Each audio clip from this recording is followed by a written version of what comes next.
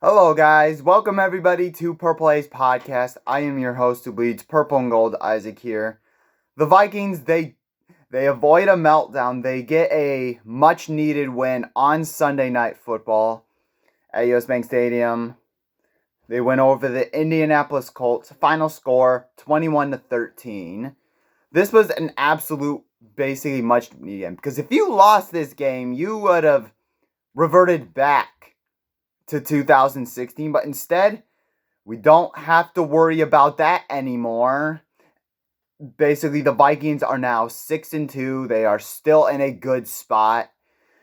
And let's get into the game. Let's not waste any time. So, let's get to the goods on offense. Sam Darnold. Let me tell you about Sam Darnold last night. There was no in between with Sam Darnold. He was either really good or really bad. Like, there was no in between with Sam Darnold. He was 28 of 34, 290 yards, 3 touchdowns, 2 interceptions. But also my props still to Sam Darnold is he was balling in the second half. He was absolutely balling. And he, outside of that interception that he had, he played really, really well. Sam Darnold, though, he delivered when you needed him the most. He made the plays necessary. He made the plays that you needed to. So, he absolutely, he did have that nice touchdown to Jordan Addison where he was getting pressured. He moved away from the pocket, fit it in there for Jordan Addison. Very nice play by him. And Sam Darnold, he was really good and he was really bad today. So, but we talked about the really good. He delivered on the last drive when you needed him the most. He did a good job of doing that. I believe the Vikings' last offensive drive where they scored a touchdown to seal the game. So yeah, very good job by Sam Darnold. Justin Jefferson also had another big game. 7 catches, 137 yards. Also was 1 of 1 for 22. So basically, though, Justin Jefferson, though, he's already elite. Right in the midfield, he got big chunk plays. He was the sole reason why you were in scoring position for most of this game. Why you were in scoring position was because of Justin Jefferson. And also, Jordan Addison had himself a nice game. Also, really sensational. 5 catches for 42 yards and a touchdown. It should have been 2 touchdowns, but he had a very insane grab on the second touchdown. That was a sick touchdown grab by Jordan Addison, man. Absolutely amazing job by him. And then, and also, who was I? Josh Oliver. Also, Josh Oliver was also some nice stuff too as well. Got a touchdown too as well at the end of the game. He was a big playmaker in the end. And also, how about Cam Robinson, our new left tackle filling in for Christian Darrisaw? Outside of 1 penalty, he was really, really good out there. He filled in. I feel like he's definitely a big difference maker. Then as opposed of entertaining the idea of moving a guard to left tackle. Instead, you got a left tackle instead of trying to be cute. So I like that.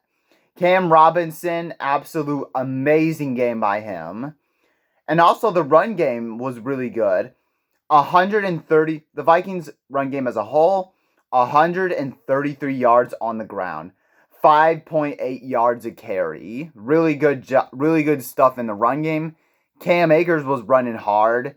6 carries for 46 yards. Aaron Jones, 21 carries for 46 yards. Yes, the box score may suggest that he didn't have that much yards, really. But I really don't think that's really indicative of how well he played. I don't think that's indicative at all. The interior offensive lineman sucks. So, honestly, I'm not even going to blame Aaron Jones for this game. But yeah, Absolutely amazing stuff. Kevin O'Connell, also respect to him. Also, even though yes, the game plan for some parts was clunky, but at the end of the game, the defense got you a stop. It was 14-10. The defense got you a stop in the fourth quarter with like 3 minutes left or 4 minutes left. And usually with Kevin O'Connell, we would see run, pass, defense, but instead, he stayed aggressive and did the exact opposite and letting the defense. He did it himself, not just him, for coaching up that drive. That was a masterful drive by Kevin O'Connell. And then to essentially put the game away 21-10. Very nice stuff by Kevin O'Connell. He deserves a ton of credit for this game. The defense, I mean, they're back, baby. They're back. The defense really, last night, as far as true points, they really only allowed 3. And the field goal that the Colts scored was in garbage time. I'm serious. The defense dominated yesterday. They are back to their form. And the defense they got 2 turnovers against the Indianapolis Colts. They only allowed 68 rushing yards. Jonathan Taylor was held in check even after getting gashed by Kyren Williams and Jahmyr Gibbs. They held Jonathan Taylor in check. They did an outstanding job of the run game. And also they got after Joe Flacco 3 times. And they allowed 0 defensive touchdowns. The only 10 points that they scored that I don't count is off of the interception that gave them short field position and the fumble recovery that got returned for a touchdown. Those are the only 2 things that I count. Those are the only 2 that I count that I don't give the defense for. Only 3 points is all they allowed. Amazing stuff. And Brian Flores, man, very good job for getting your defense back on track. Byron Murphy Jr. had an interception, had 4 tackles on the day. Really good stuff by him. Harrison Phillips had 3 tackles, but he was stuffing the run really, really well. He was in there making plays too as well, man. Got to give it up to him. Jonathan Grenard also had 2 sacks at the end of the game. And so did Jihad Ward. 2 tackles, a sack. He was all over the place. He made a play at the end of the game too. Also, Dallas Turner also made the stats don't pop up at you, but he had a huge impact in this game. He was getting after the quarterback with ease. And really they did not allow a touchdown to Joe Flacco either. He's their best weapon, their best quarterback, the best chance to give the Colts a win. Vikings absolutely stifled them to only 3 points. Amazing stuff. Incredible. So yeah, those are some goods. And now let's get to some of the uglies as to how it was a game. Because the Vikings, they were plus 13 in time of possession. They doubled the Colts in total yards. They doubled them in first downs. And the reason why it was a game was the first half and the mistakes.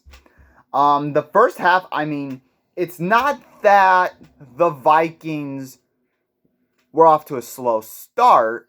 It's that they shot themselves in the foot. And just self-inflicted wounds all over again, you know? Just, the 2 missed field goals, the turnover in the red zone, the turnover that got returned for a touchdown, another interception where it could have been a touchdown. I mean, the Vikings could have arguably won by, I would say at least 33-3.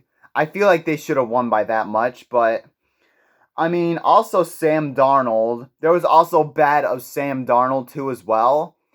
He was really bad in some spots. You know, the turnover, the red zone turnover, after the Vikings got a fumble to start the drive, they gave you the ball, they gave you short field position, you turned the ball over. And that was a horrible pick, by the way. You forced something that wasn't there. And the second pick that you had, Jordan Addison was wide open already, and you threw to the wrong guy. You forced something that wasn't there again. Not if you weren't turning the ball over, he was seeing ghosts. I mean, he held on to the ball too long. One where you had to settle for a field goal instead of a touchdown.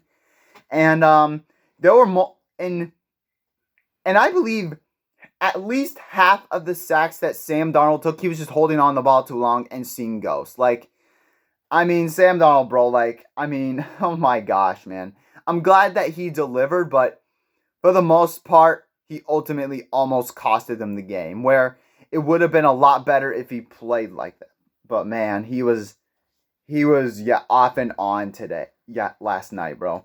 Ed Ingram was awful too, though. Garrett Bradbury was the sole reason why the Colts got their touchdown. He got blown up on a block attempt and just got after, and then he got off Sam Darnold scot-free and scooped and scored.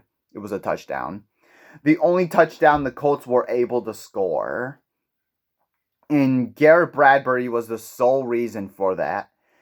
And Will Reichard, he missed 2 field goals in the first half. It's unlike him, really. I feel like I'm not worried about Will Reichard one bit. But also, I mean, it's not unlike him. I mean, it would have been a lot more better if it wasn't for the missed field goals, but whatever. I mean, and also some of the inside screen passes, like, we need to stop doing those because they have done nothing but harm for this team. Inside screen passes. I don't mind screen passes, but the thing that only has been working is on the outside where you have space, not on the inside. That's my only gripe, though. But with KOC is the inside screen passes. They need to stop. But it wasn't pretty by any means. It's never going to be pretty at all on a given day. But they need to clean up the mistakes. And you know what? But the good thing is they are 6-2. They gotta win. That is some of the good stuff. Thank you guys so much for watching. Make sure you guys hit that like button. Hit that subscribe button if you haven't already. Go Vikings.